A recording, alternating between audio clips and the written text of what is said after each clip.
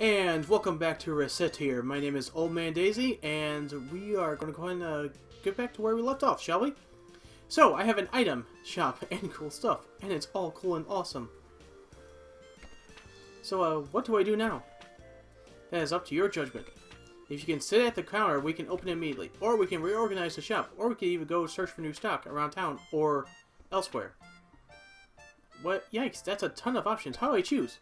Is, as I said earlier, running a place like this is more of an art than it is something you can simply follow a map through. Simply pick something. We will deal with what comes. Well, okay.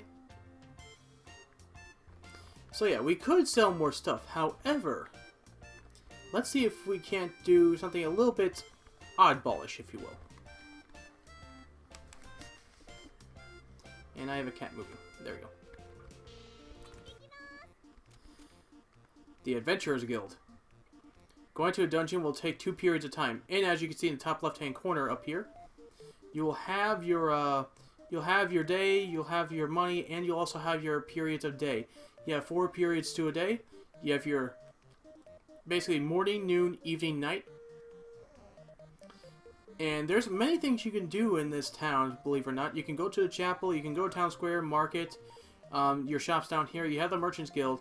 But let's go ahead and go to the Adventurers Guild because A, it's flashing, so it means it's important, and B, it's actually one of the really cool parts about this game. So let's go ahead and head on there. Say, what is this place? This is the Adventurers Guild. The guild manages expeditions to the various untamed wilderness areas of or abandoned ruins near the city. The area is commonly referred to as dungeons. Yes, this is technically a dungeon crawler. You crawl in dungeons to get items to sell in your shop. It's actually pretty neat.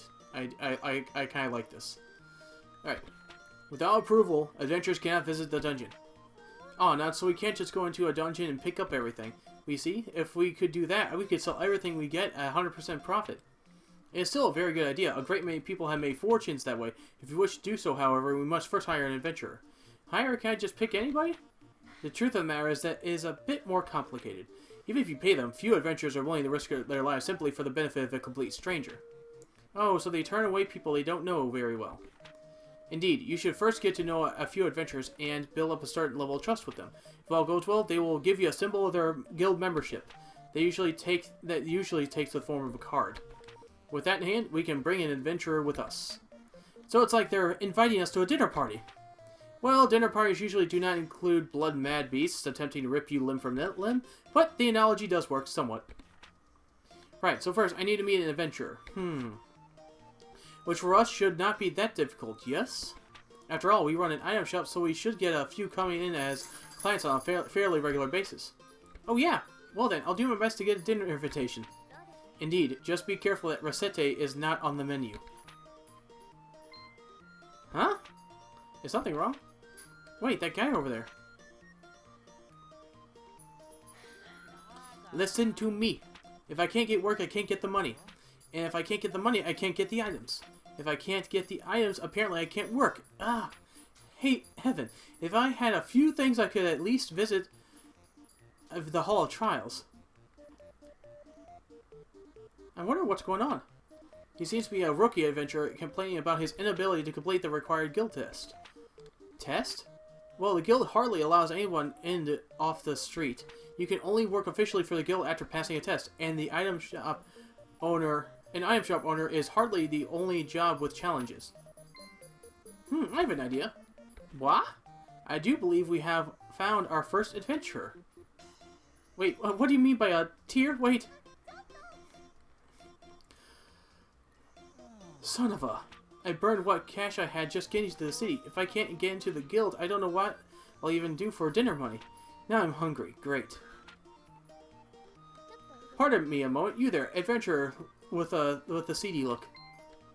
Who you calling seedy? Well, you two would be... We are a pair of merchants who happen to be passing. Merchants? Oh, you heard me talking. Sorry, but I'm way too broke and seedy to be anything. Believe me, I could tell by your seedy nature that attempting to sell you anything would be a colossal waste of time. And come on, Tier, let's stop with the seedy already. He isn't a plant. So are you two going to prune me or what here? Would you like it if we came with you to the Hall of Trials? If you require equipment or items, we can provide them. I'd call you a pair of angels in, but why? Business, naturally. We help you pass the trial, you provide us with your card. Oh, I get it. We help Mr. Swordsman clear the dungeon, and then he gives us his card, a sign of our eternal friendship. Eternal friendship is rather irrelevant in this case, but it does work out neatly for all of us. What do you say? I see, you guys are pretty new at all this too, huh? Our offer, Mr. Swordsman, yes or no? Alrighty then. Heck, I got nothing to lose. Well, aside from my precious life anyways. Yayifications! Jesus, Recettear is just... the childish one. But, obviously, for various reasons. Hey, she is a child, but anyways. Back to the point. Glad to meet you two. I'm Recettear. Nice to meet you. I am Tyr. Call me Louis. Louis the Swordsman. Good to meet you. Yes, yes. Now then, we will begin all of the preparations for a dungeon visit, including a visit to the central market to pick up food and other restorative items. We will then return here for when you are ready. Right, I'll be waiting here. Okay, so we will come back here to the Adventurers Guild after we pick up a thing or two. So let's head to the town square, or to the Merchants Guild real quick. We don't have enough for a worn longsword, but we do have enough for basically... Oh, we don't have any food here. So, the Merchants Guild isn't the only place you can buy stuff, though. You can also go to the market over here. And you can go ahead and buy some food in the area here. So let's say, for example, we get some, like, again, for example, walnut bread. It's actually 70 each, so it's actually pretty cheap. Normally, you're supposed to sell it for 100, for 100, but, you know, we're definitely gonna buy this, because basically the market is, basically think of it buying it wholesale. You can get some at lower prices than what you would have at being on the main district. But it's because we're on the main district is where we make our money, you know, yada yada yada. Alright, so we'll go ahead and buy a walnut bread. Let's go back to the Adventurers Guild. Now, he is a level 1 swordsman. Now, he is actually quite well-rounded, believe it or not. He is your starter character. He's well-rounded. He has good defense, decent offense. His special ability is that he has a shield, so he can actually block attacks, which is actually fantastic. But now, you can pick what items he will bring with him. So, we can go ahead and just say, he could carry up to, let's see how many items, 20 items. So, what we can do is that we can equip him with a walnut bread. You just select it here, then go in and click what he carries. And, yeah, let's go ahead and depart. It's obviously the first dungeon, so it's not going to be it's not going to be very hard by any means. But, you know, it's one of those things where sometimes it's better to become more prepared than not, because let's be honest here. I mean, after playing Dark Souls, I'm not going to take any risks. Although, in all honesty, I didn't really die to... I only died to the first boss, naturally, because I was trying to figure out the controls. I was trying to figure out how to naturally jump and do the downward slash what was telling me on the screen. Unfortunately. Alright, let's depart. The Hall of Trials. So this is the dungeon. Welcome to the jungle, as they say. You know, aren't we just going to hold Louis back here? I mean, I'm not a monster slayer, I'm scared. The two of us are perfectly safe. There is a protective field around the two of us. To the monsters, we may as well be invisible. Really? That's amazing! Oop, cat is moving. So Louis is perfectly safe too then? Not quite. Oh, why not? While in the field, we do not need to worry about monsters, but this is accomplished by making us virtually intangible to everything in this place. We can directly manipulate nothing. Wait, we can't collect things? Why are we here then? That's why our adventurer remains outside the field.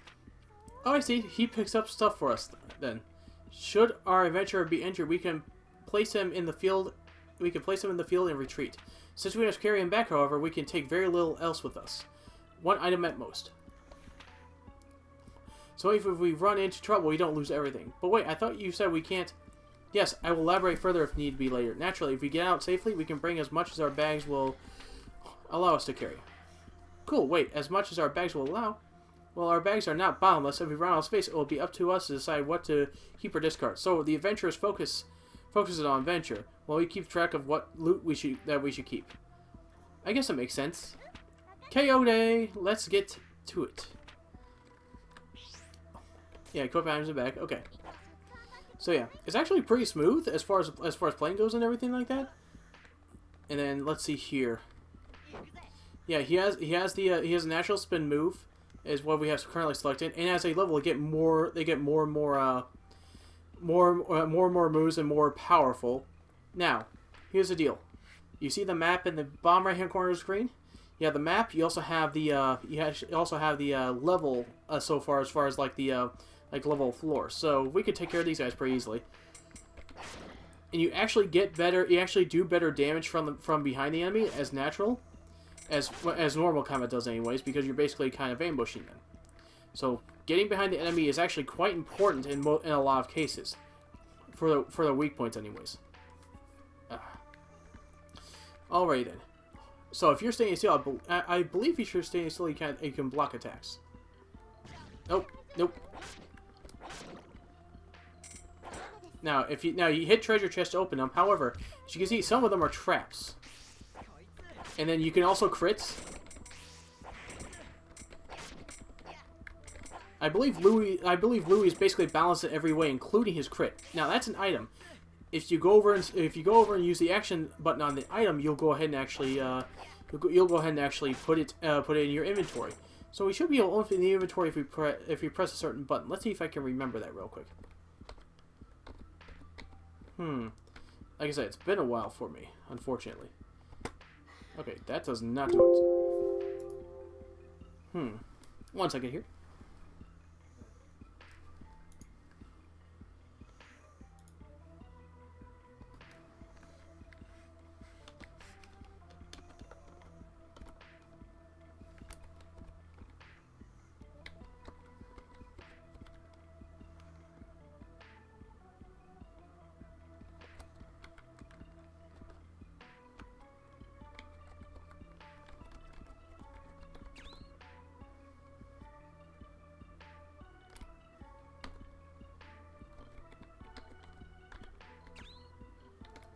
Alright then, if you press W, you can go over to items and you can actually determine what exactly you want to keep, what you want to eat, and everything like that whenever you start getting hurt. So that's actually the way to do that. I can't believe they actually have those W. I might actually want to change that later. Alright. But enough of that for now. Let's keep on going. I guess I have it as that so that you don't accidentally press the menu button while you're trying to fight something and it just instantly gets you killed. Which is a possibility. Wow, that is terrible. It's been so long since I played this game. I mean, it's very fluid, believe it or not, and especially when you get certain character that can actually, basically, quote-unquote, dash. It's very interesting. Also, as you see there, my character level up. And these little things that are dropping on the ground are basically experience for your character. And as you can see in the character portrait, whenever you collect them, the red bar around their portrait goes up, which is basically their experience. Oh, look! Wooden shield. Something we can easily sell. And yes, monsters sometimes do respawn on levels, so it's one of those things where you're like, okay, go ahead and kill them. Let's see what's going on. A worn sword. So again, we're basically making pure profit here. All right, let's go ahead and get them. There we go. All right, and we have another room down here to check out, or actually, looks like it's a corner or a three-way. So let's see here. Go ahead and take care of that. This is actually a very good place to actually level up Louis. It's actually recommended you get him up a couple levels because the quote-unquote next dungeon you'll be going down is something that you do not want to go unprepared for. Not necessarily unprepared for. It's not necessarily that it's extremely hard because it's still early game. It's one of those things where it's basically you'll understand when we get there. Let's just keep it at that. So let me go ahead and see if I can't get a couple more kills here. Oh, jeez. This is gonna... Well, this is good practice for me because I'm still learning how to talk and play the game at the same time. Kind of do quick thinking on my feet, so it's actually helping out a lot. And again, leveling him up a little bit's not the worst thing in the world. So. Alright, we'll get that item. And now you notice that some of the item sometimes has a +3 next to it. That basically means that the item is of a higher quality. That comes into play as far as I believe for the fusion items possibly selling. We'll find out in a little bit. In fact, I wonder if we can find out now. Yeah, so base price is 100.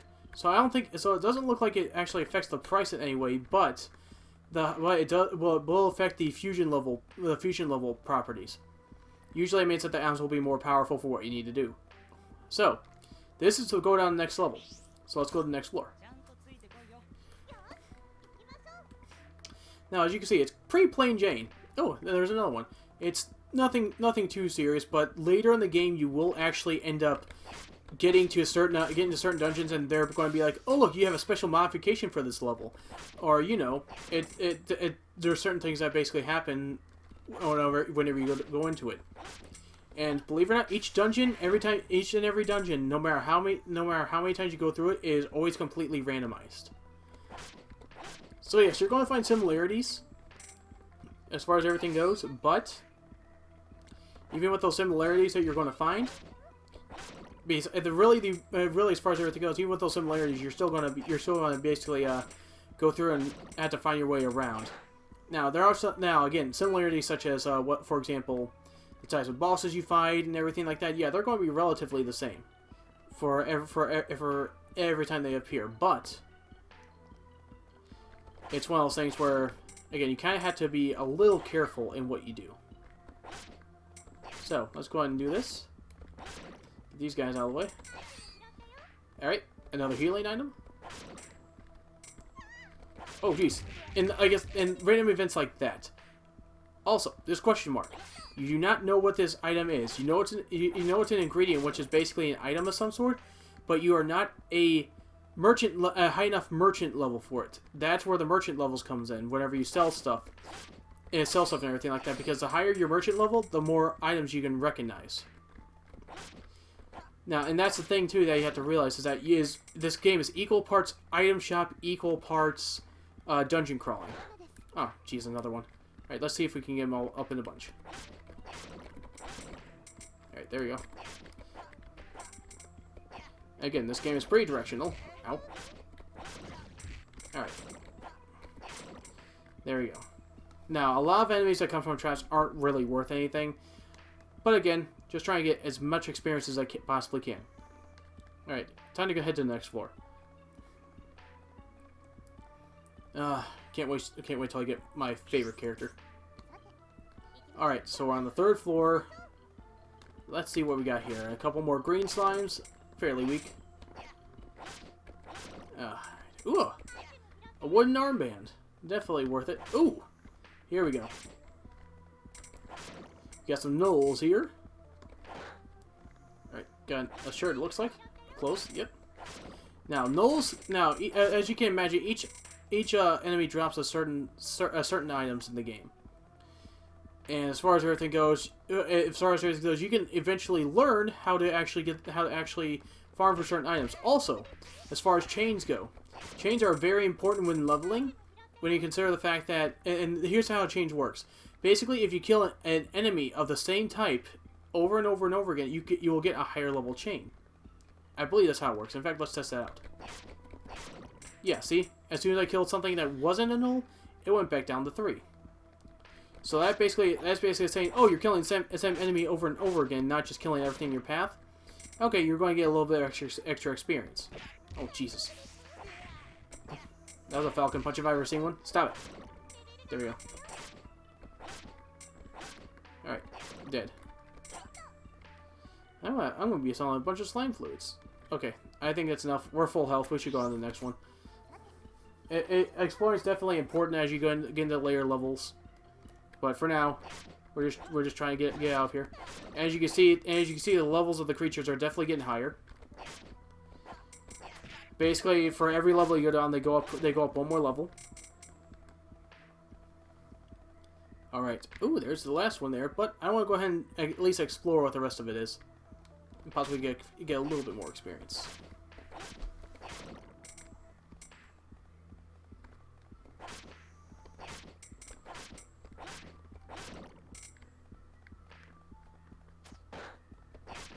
Ah, there you go. See, as you're running, you block projectiles. That's what I was hoping for. Alright, what do we have down here? Everybody gather closer. Thank you. Oh, jeez. Well, the zombies not gonna work the way I want to. There you go. As you can see, it can get dangerous. Very, very dangerous, in fact. But now, since I'm kind of low on health and everything like that, I'm going to go ahead and make sure I level. Ooh, chestnut. Because when you level, it does refill everything on your character. And luckily, you can still get experience with stuff you don't kill. Alright, there we go.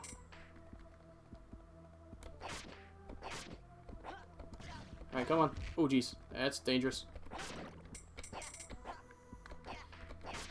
Luckily, they saw green slimes here. Alright, wool hat +4. Darn it. Now those tentacle guys, they do get a lot more dangerous in the future. There we go. Alright. So we definitely leveled. To go and take a look at this last room or two down here. Oh, jeez. And these guys do not stop hurting you, no matter what. And they also heal, and it's definitely a bit annoying. Powerful anti-venom. Got it. Alright, there we go. Well, I think it's about time we head down to the next level, and I believe it's the final level of this area. Hey, look, another question mark ingredient.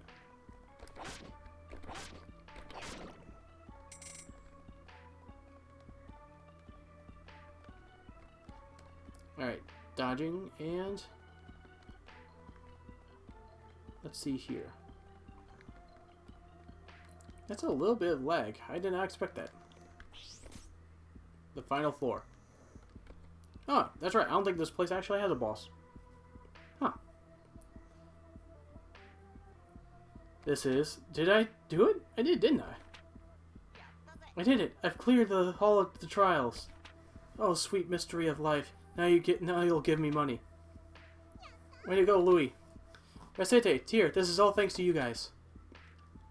This is all well and good, but there is a treasure chest just ahead. It behooves us to go to investigate it thoroughly. Tyr, you really do like going for money, don't you? What? I do not sprout such foolishness. There's no need to treat me like a flying ball of greed. Hey now. I love me some treasure too. Don't worry, Tyr. I feel you on this. Really, you two completely misunderstand me. Right? So, the contents of the chest? Give me just a second here. Hey! Wow, cards! So this is an Adventurers Guild card. Here, Recettear, take one, like we promised. Huh? Oh, yay! Okay. Oh, yeah. While you did promise to give your card eventually, you are not so crass as to demand your very first card. You really should think about who you want to give you first. No, I want this. Recettear, I beg you, please, take my very first card. I'd love to. Thank you, Louis. Awesome. I can't wait to adventure with you two some more. Merde, really now. Young people. I forget she's, like, really old. Hey, Tyr, what's this thing that just showed up? Ah, yes. That is commonly referred to as a go-ho. A door of return, I mean. If you enter the door, you can return to town in an instant. This one has appeared because we have cleared the dungeon, but they are often encountered during normal exploration too. I believe they usually appear roughly every 5 levels or so. Wait, if we take this back to town when we're halfway in, don't we have to start all the way from the beginning again? Not at all. You can always head back to the floor that had a door on it. In fact, if you do not use a door, you do have to restart. So if you find a door, we should always use it. Almost always. If we need to rest or unload, then we should use the door. Remember though, returning home takes time. Furthermore, leaving ends the current contract with our companion, and we have to rehire him or choose a new one. If there is something specific in the dungeon that you desire, you can simply ignore the door and press onwards. Alrighty then. I think we have to go home now though. Quite so. Oh, just to be sure in the future. Please try to avoid referring to this as going home, yes? Okay. Alright. All you have to do is hit it, it'll open, and you can go through. And we have cleared our first dungeon. As you can see here, we definitely have quite a few items. And actually exactly 20.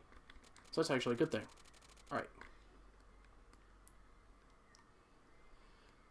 Alright. Let's go ahead and continue on. Now, that took a little bit more time because we technically went to Adventurers Guild first, went around, then went back to Adventurers Guild.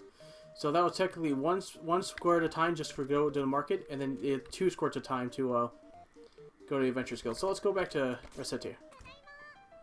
So now we can go ahead and actually go ahead and sell a few things. So let's go ahead and put this worn sword here. Let's spruce up the front a little bit, shall we? Oh, wooden chest piece.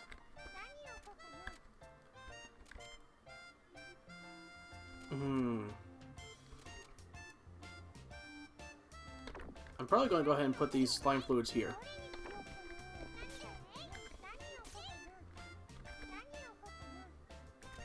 I'll put chestnut here.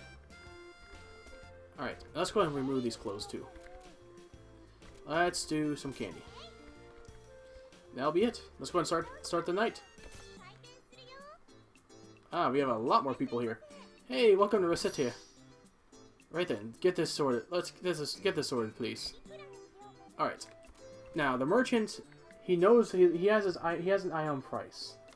Oop. The merchant has an eye on price, so you can't really be too harsh on him. Usually, I believe he's around 108. Right then, I call that a fair deal.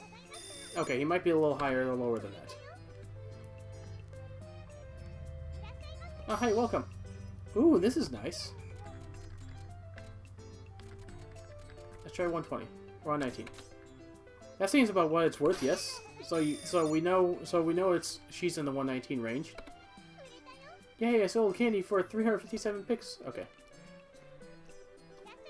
All right, this gentleman here, he was looking for a wooden chest piece, and that's the thing. That's the thing too, because you can bring a lot of people in for the showcase items. That's the big thing.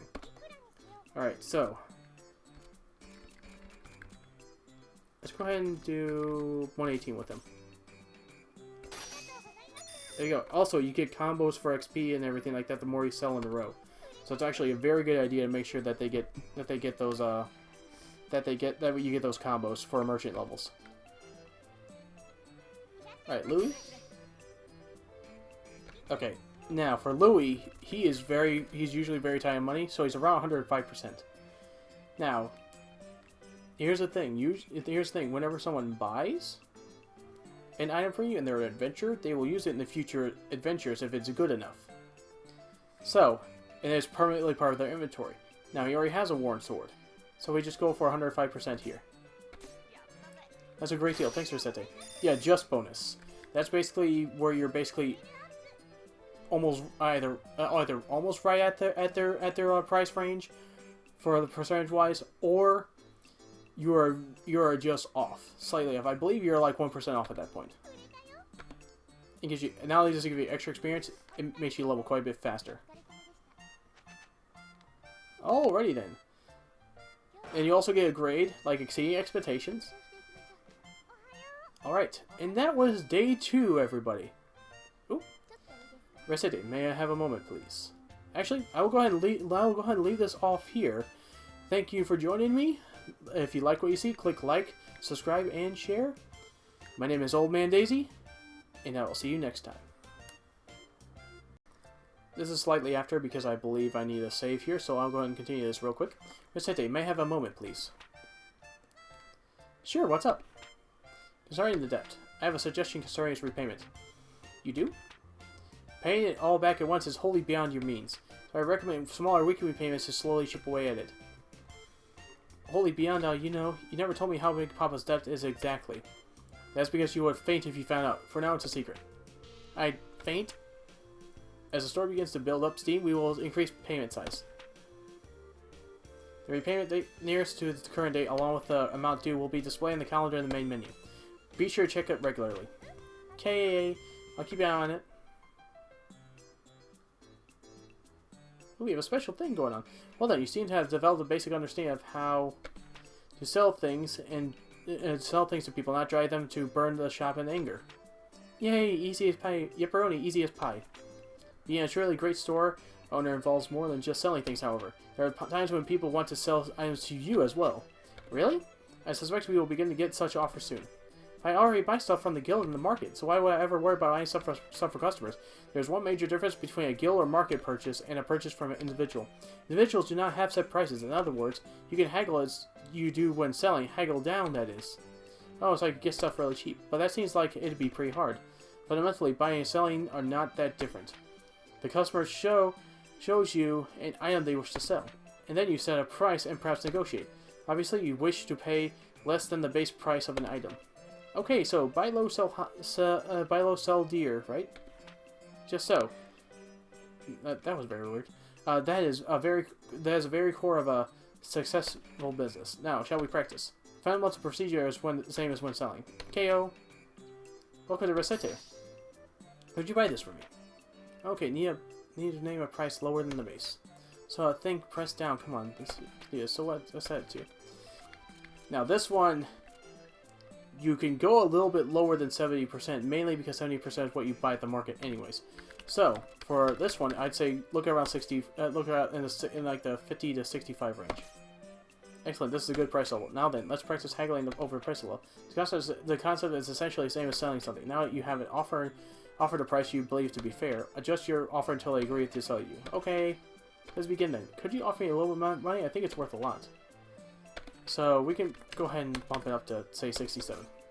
Yes, between 50% and 70% of a base is a good target. You will gain an item to sell without giving up too much money. And that is essentially how it goes. You seem to have a decent enough grasp of it. Well, let's put this theory into practice again. I will sell you several items. If you buy them from me successfully, I believe you will be ready to proceed. Well then, let us begin. Hello, welcome to Recettear. Would you be willing to pay for this? 60%. Yes, an excellent price. Yeah, you got the walnut bread. Yes, well done. Let's do that once more. Would you be willing to pay for this? Alright, so it's candy. So I'll do 60% on that again. Very good. Very, very good. You are ready. If you ever wish to practice against it, please ask. Alright, that's essentially basically how buying and selling works. Anyways, like I said, if you like what you see, click like, subscribe, and share. I will see you all later.